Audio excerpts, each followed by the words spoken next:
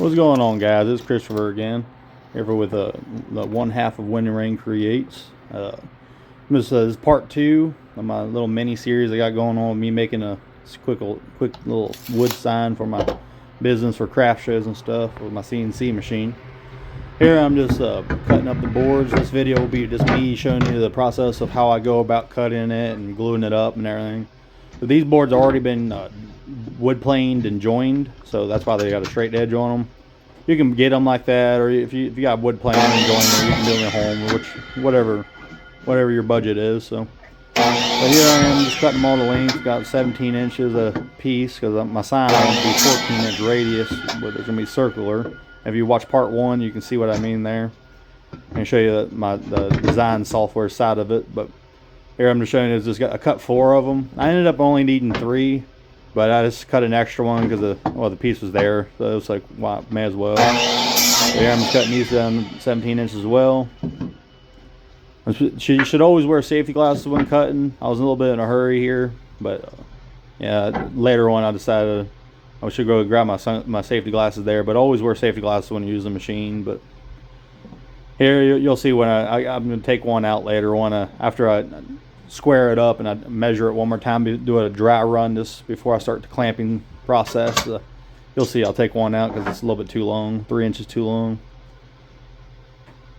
But yeah, like I said, guys, it's real simple. This is just a part 2 of the video. I didn't want the video to be too long or anything like that. It's just in case anybody was curious to see how you go about the process of gluing like a slab, something like this up, so you can make, like, if you can't afford, buying the slabs out whole, you can always get these skinnier boards or strip them out, and you can join them up like this. And now this board here, I usually use like biscuit joints or wooden dowels, but this one it's not weight bearing or load bearing or anything like that, so I wasn't too worried about it bowing up or anything. So I just glued them together flat out. But in hindsight here, I should have put the 2 wider boards on the ends and then the skinnier boards on the side in the middle, but I messed up on that part, but it should be just fine. But just on hindsight, looking back at it, I kind of wish I would have put the 1 wide board on either end of it, kind of smush those skinnier boards in the middle. But here I am just measuring it up, just double checking, make sure I didn't mess anything up, because it's quite a long process, especially once you get to the CNC side of it and to set everything up. Here I'm just setting up the end board there. You ain't got to worry about it if you're doing anything like this for yourself. But usually, like, you just glue up these sides, and then when you lay them down flat, all the middle parts will be glued up. But you won't accidentally glue up one end, and then you'll have glue running down the side of it. And learn from experience. I've messed up quite a bit of times. So here I'm just adding wood glue. Whenever you add the wood glue, you want to make sure you want to spread it out nice and even and flat. That way you get good coverage, especially if you don't use any type of biscuit joinery or anything with it. You want to have a very good coverage. Otherwise it might just snap on you whenever you go to cut it or do whatever your purposes are for, what your project. So here I am. I'm just smoothing out my finger. Usually I have a spreading knife I usually use for it, but like I said, I was a little bit behind on time here, so I was just rubbed it in with my finger. And I'm going to lay them all flat. Whenever you lay them flat, make sure obviously you want to square them up again.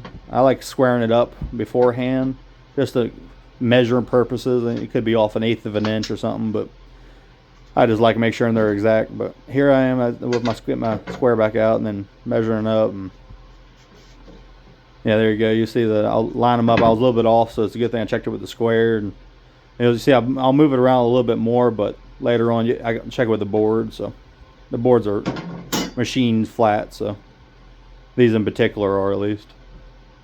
Here I am. I'm just doing a little bit of each side at a time. Make sure I don't push it at an angle, because if you push in one side of the angle before you push the other side in, you're just going to be making them all kind of cornered, and your measurement's going to be off completely. So just make sure you do a little bit at a time, and then later on I'll come back in with my long clamps and get pressures on the ends there. Make sure they don't try to bow out, because you put pressure in the middle and no pressure on the outside, you're going to have them want to bow out on you. So I probably put a little bit too many clamps on it, but hey, if you got them, you may as well use them, right?